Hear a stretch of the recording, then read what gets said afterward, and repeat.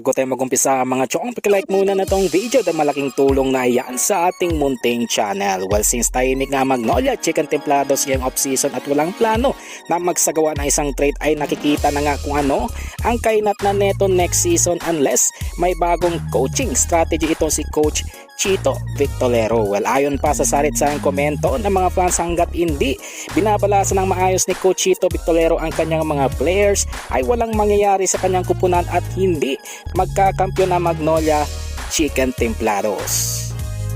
Ibang balita, punta naman tayo sa number 1 pick ng Terra Firma Jeep na si Stephen Holt na gustong irespeto ang kanyang kontrata sa kanyang mother club. Well, ayon pa sa report, hanggang may kontrata pa ang nasabing Phil-Am player sa Terra Firma ay never ito mag-entertain ng mga offers sa kabilang mga kupunan unless i-trade siya mismo ng Terra Firma o di kaya ma-expired ang kanyang kontrata. So good news nga ito para sa Terra Firma dahil mabait at napaka-professional ni Stephen Holt sa kanila. Well, panguli sa ating balita mga chong, patungkol naman kay Chris Newsome na sinasabing kailangan respetuin ang kanyang magiging desisyon kapag naging isa na itong unrestricted free agent. Well, ayon pa sa sarit-saring komento ng mga fans, kung ano man ang magiging desisyon ni Chris Newsome sa kanyang basketball career, whether lilipat ito ng ibang kupunan o hindi, ay kailangan respetuin na lamang at wag nang i-bash dahil nagsilbi naman ito ng maayos sa Meralco Bolts at tinulungan na makakuha ng kauna-unahang kampyonato sa PBA. Well mga chong, nandito na lang ang ating balitang PBA at syempre